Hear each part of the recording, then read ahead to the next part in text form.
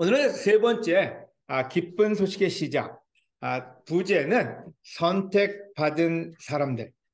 그래서 오늘 주제는 선택받은 사람들. 첫 번째로 어떤 사람이 예수님한테 선택받느냐.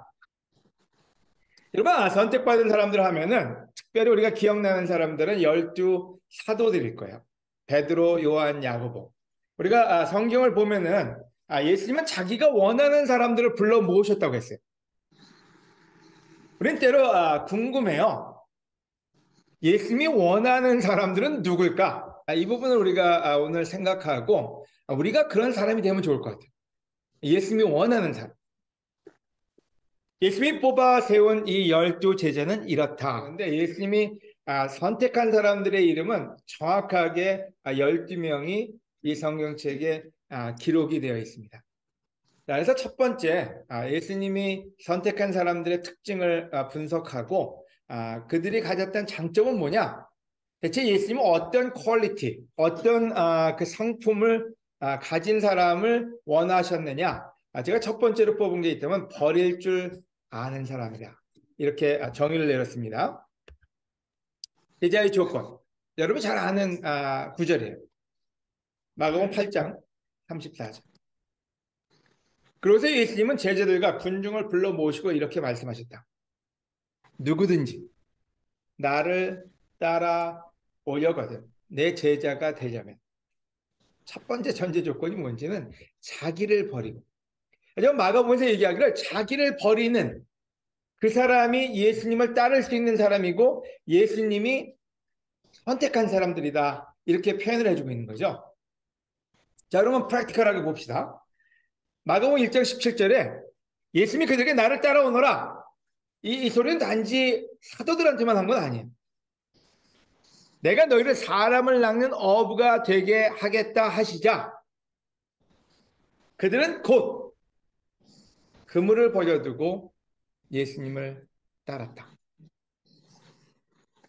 여러분, 예수님이 수없이 많은 사람을 컨택하셨고 그들이 따라오길 원했어요. 하지만 예수님을 따라온 사람은 그렇게 많지는 않았어요. 그래서 예수님이 선택한 사람들의 가장 큰 퀄리티를 얘기하라고 한다면은 그건 뭔지 바로 버릴 수 있는 사람들이었어요. 자기가 가진 것을요. 여러분, 베드로는 어부였고 어부한테 제일 중요한 게 그물이에요. 근데 따라오라는 그 미션에, 따라오라는 그 삶의 목표에 즉각 반응을 해요. 근데 그 반응이 어디서 나타나느냐? 그냥 말로 네, 쫓아가겠습니다, 이걸로 끝나지 않아요. 자기가 가진 진짜로 버려야 될 걸 확실하게 버리고 예수님을 따르는 그 삶이 되죠. 근데 그래서 버릴 줄 모르면은 가장 흉한 크리스천이 되어버리고 마는 거예요. 제자의 삶은 버리는 삶이에요. 그래야 새로운 삶을 얻을 수 있기 때문에.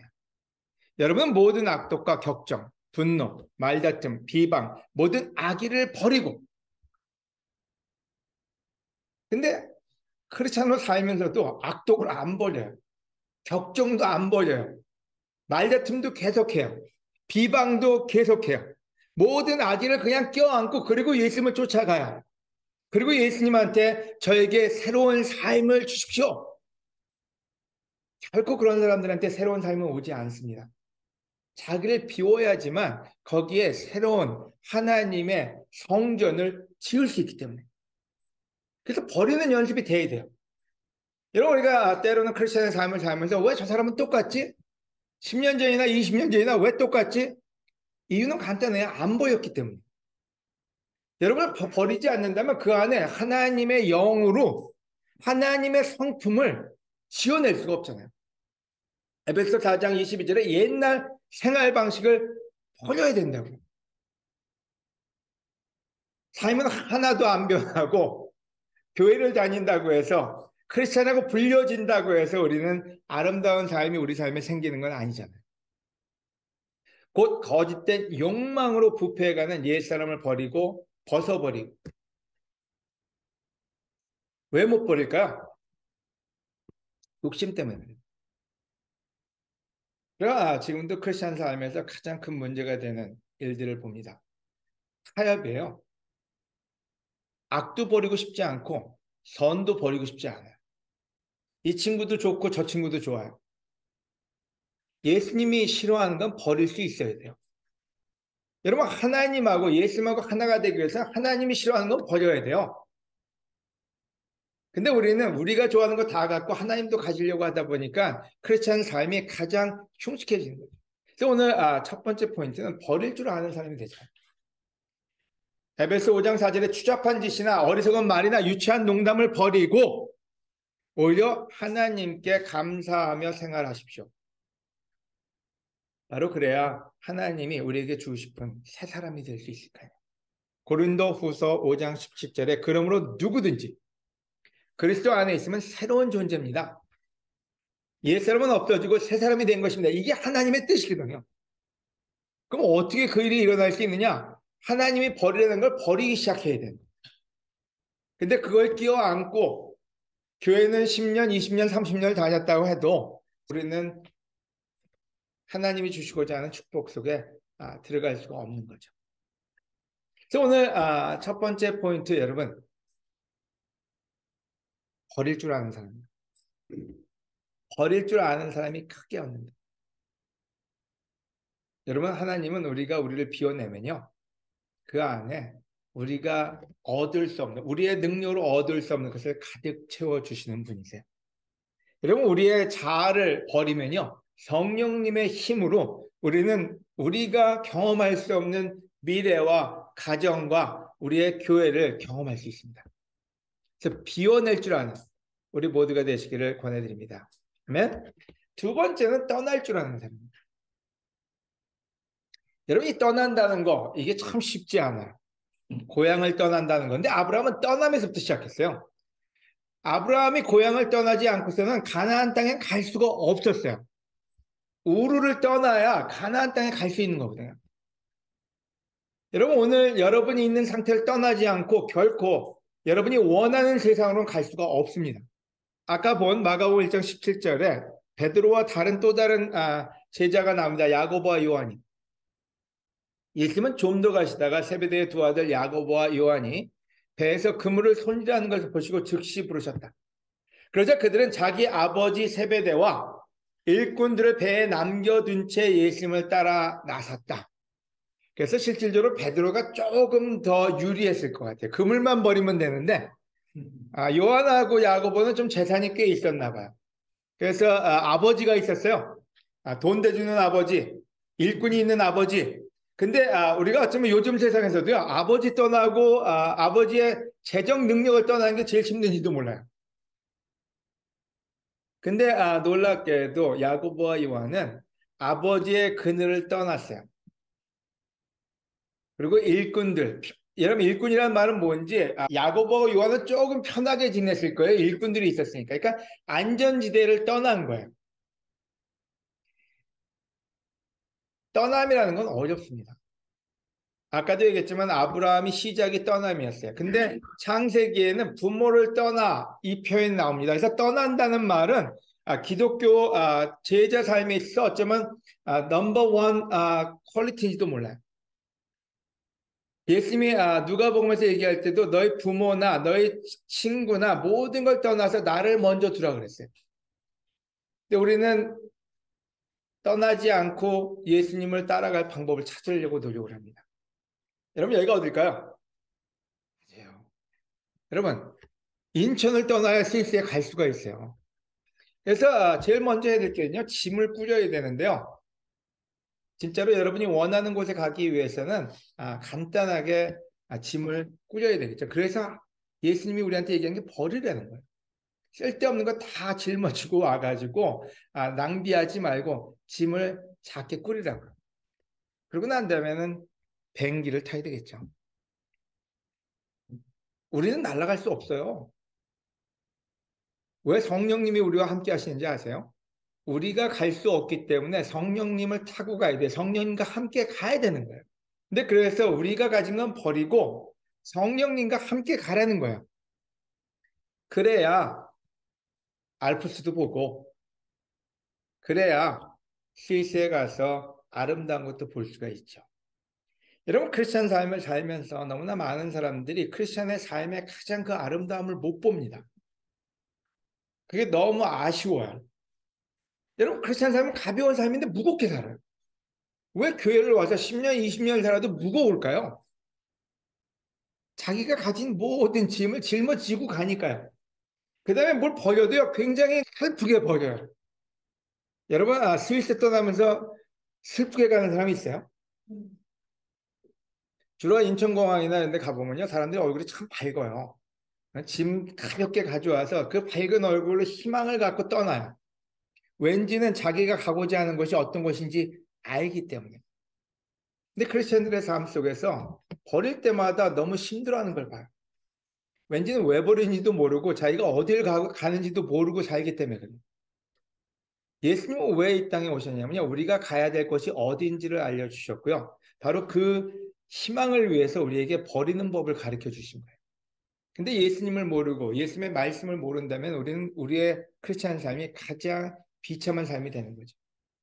제가 주위에 많은 기독교인들을 보고 있으면 아주 경건하게 사는데 너무 슬프게 살아요. 그리고 뭔가 버리는데 너무 힘들게 버려요.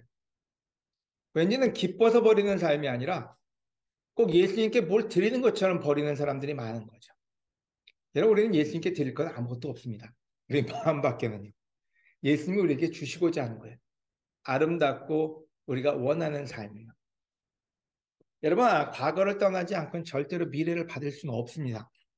과거에 머무르려고 하는 사람이 어떻게 미래를 인조할 수 있겠습니까? 형제 여러분, 나는 그것을 이미 얻었다고 생각하지 않습니다. 바울이 얘기했어요. 그러나 한 가지 일만은 분명히 하고 있습니다. 즉 뒤에 있는 것을 잊어버리고 앞에 있는 것을 잡으려고 갑니다. 여러분 오늘날 많은 사람들이 과거에 살아요. 참 신기하죠? 과거에 그렇게 힘들게 살았는데도 과거만 생각을 하고요. 과거의 방법을 쓰려고 하고요. 과거의 느낌을 찾으려고 노력을 해요. 그때 좋았던 것보다 더 좋은 그 미래가 있다는 걸 생각을 못하기 때문에요. 과거에 이럴 때 좋았어. 그리고 향수해졌죠. 하지만 바울은 얘기합니다. 내가 한 가지 분명히 하고 싶은 게 있다고요. 뒤에 있는 것을 잊어버리고 난 앞에 있는 것을 보려고 가겠다고요. 여러분, 과거를 떠나지 않고 미래는 만들어지지 않아요. 오늘도 어쩌면 이 시간도 과거가 되고 말 거예요. 하지만 여러분, 하나님은 우리에게 스위스보다 더 아름다운 곳으로 우리를 초대하고 계세요. 그곳을 향해 갈 때 여러분, 과감하게 버릴 건 버리고, 이런 과감하게 떠나야 될 것, 지금의 안전지대든 지금 여러분이 의지하는 것을 던져버리고 예수님을 의지하고 나갈 수 있는 우리가 될 수 있으면 바로 그게 하나님이 주시고자 하는 축복에 동참하는 가장 베스트라는 생각이 들어요. 마가복음 7장 8절에 너희는 하나님의 계명은 버리고 사람의 전통만 내세우고 있다. 여러분 전통을 떠날 줄 알아야 말씀을 얻어요. 우리가 성경 이후에 우리가 썼던 부분들이 실질적으로는 그 시대에 맞는 거지 절대적인 진리는 아니라는 거예요. 그래서 그건 변할 수 있어요. 근데 문제는 그 변할 수 있는 것들이 전통이 돼버리고 그 전통이 말씀보다 더 중요시될 때 바리새파 같은 사람들이 나오기 시작한 거예요. 그래서 여러분 우리가 말씀 이외의 것은 떠날 수 있어야 돼요. 그래야 새로운 시대, 새로운 말씀으로 하나님께 영광을 돌리고 우리의 삶이 변할 수가 있는 거죠. 근데 문제는 말씀이 아닌 전통을 붙들고 있거나 우리의 관습을 붙들고 있게 되면은 바로 그게 또 다른 우상 숭배가 돼버리고 마는 거예요. 그래서 성경은 얘기합니다. 바리새파 사람들의 열정은 있었지만 그들에게 너희는 하나님의 계명은 버리고 전통만 내세우고 있다. 우리가 해왔던 것들에 대해서 떠나지 못하고 있다. 그래서 전통을 떠날 줄 알아야 순수한 말씀을 바라볼 수 있는 우리가 될 수 있다는 거예요. 그래서 오늘 여러분 여러 가지 떠날 게 있습니다. 그 떠남은 여러분이 생각했던 것보다 더 아름답고 상상할 수 없는 것으로 여러분을 초대할 겁니다. 베드로는 똑똑했어요. 왜 똑똑했는지는요. 질문이 굉장히 날카로워요. 버리면 무엇을 받겠습니까? 그게 베드로의 질문이었어요. 우리 어떤 때 물어보지도 않아요. 버리라는데 버리는 것만 신경 쓰느라고 물어보지도 않아요. 이거 왜 버려야 되는데 어때 당당한 우리 아이들이 있어요. 어떤 때 우리 아이들한테 뭐 물어보잖아요. 그러면 당당하게 물어봐요. 이거 왜 버려야 되는데요? 왜 이거 해야 되는데요? 근데 베드로가 그랬어요. 영적으로 어린 시절에 예수님한테 물어봤어요. 마태복음 19장 27절에 그때 베드로가 예수께 우리는 모든 것을 버리고 주님을 따랐으니 무엇을 받겠습니까? 뭐 알고 버려야 될 거 아니에요. 근데 여러분 아까도 얘기했지만요. 우리는 누굴 표현하는지 그 당시에 베드로의 친구들 제자들이었어요. 그들의 expectation이 뭐였는지 기대치가 뭐였는지 여기 얘기합니다. 모든 것을 버리고 주님을 따랐다고요. 자, 주님을 따르려면 버려야 된다는 거예요. 그래서 베드로는 모든 걸 버리고 주님을 따랐으니 무엇을 받겠습니까? 그걸 물어봤고 거기에 대한 답을 받고 난 다음에 예수님을 따랐기에 저는 굉장히 똑똑한 제자가 아니었나 그런 생각이 들어요. 그때 예수님이 이렇게 대답하셨어요. 거두절미하고 고분만 볼게요. 또 나를 위해 집이나 형제나 자매나 부모나 자녀나 논밭을 버린 사람은 누구든지 여러 갑절의 상을 받을 것이며 영원한 생명을 얻을 것이다. 베드로와 요한과 야고보 12제자는요. 계속해서 떠나고 버립니다. 아까워하지 않습니다. 옳지 않은 곳은 떠났고요. 하나님과 함께할 수 없는 사람들을 떠났고요. 자기들의 고향을 떠났고요. 안전지대를 떠났고요. 예루살렘을 떠나서 로마로 각 도시로 말씀을 들고 나갔습니다. 왜 그 일을 할 수 있었는지는 아주 클리어한 픽처가 있었어요. 내가 버리더라도 하나님은 100배로 여러 갑절로 갚아주실 걸 알았기 때문에. 이런 오늘 우리의 문제는 뭘까요? 제일 큰 문제는 가진 게 많다는 거예요. 제가 33년 전에는 가진 게 진짜 없었어요. 아내도 없었고 자식도 없었고 집도 없었고 그래서 말로 떠나는 거 되게 쉬웠어요. 뭐 너 이거 할 수 있어? 다 할 수 있었어요. 가진 게 없으니까요. 근데 지금은 우리 모두는 가진 게 너무 많습니다. 그래서 떠나기도 힘들고 버리기도 힘들어요. 하지만 베드로, 요한, 야고보 이 사람들의 성장은 바로 두 가지의 캐릭터에서 성장했다고 믿어요. 버릴 줄 알고 떠날 줄 알게 예수님이 주신 약속을 받을 수 있는 그러한 사람들이 되었다는 생각이 듭니다. 그래서 여러분 오늘 요점 정리하면요. 자, 떠날 때 기쁘게 떠나세요. 스위스에 가듯이 유럽 여행을 가듯이 아니면 미국 여행을 가듯이 기쁘게 떠나세요. 기대를 갖고요. 가볍게 떠나고 버릴 수 있는 건 다 버리세요. 여러분이 가지고 있어서 안 좋은 죄성들이 그 죄성들 끼고 떠나는 여행은요 그렇게 행복한 여행이 되지 않습니다. 아까 여러 가지가 나왔어요. 여러분 격정, 욕정 아니면 여러분 마음속에 있는 비방 아니면 거짓말 모든 여러분의 안 좋은 캐릭터는 다 버리고 떠났어요. 그거를 끼고 떠나는 크리스찬 삶은요 가장 추악합니다. 바로 그게 교회를 망치고 여러분을 망치는 대표적인 부분이 될 거예요. 그리고 꿈을 꾸세요. 하나님이 대체 무슨 일을 하실 건가? 대체 하나님이 우리한테 어떤 걸 보여주실 건가? 그런 기대를 갖고 떠날 때 그때 우리는 크리스찬 삶이 어떤 삶인지 알게 되고요. 하나님은 우리의 기대를 저버리지 않습니다. 우리가 헌 집을 내면요 새 집을 주실 분이고요. 우리가 버리면요 그 안에 더 좋은 걸 가득 채우실 분이고요. 우리가 할 수 없는 부분을 하실 수 있는 분이 하나님이십니다. 바로 그 부분을 아는 사람들이 예수님께 선택을 받습니다. 그러나 여호와께서 말씀하시다 지나간 일은 잊어버리라고요. 생각하지도 말라고요. 내가 새로운 일을 보여주겠다고요. 여러분 다시 한번 오늘 우리가 예수님께 선택받을 수 있는 사람인지 한번 돌아보면 좋을 것 같아요. 저는 예수님께 선택받고 싶고요. 예수님은 우리 모두를 부르셨어요. 하지만 선택받은 사람은 작습니다. 그 이유는 그 안에 마음속에 결정이 없기 때문에 그래요. 오늘 다시 한번 하나님께 또 예수님께 선택받는 우리가 되길 바라면서 오늘 레슨을 마치고 성찬을 위해서 기도하도록 하겠습니다.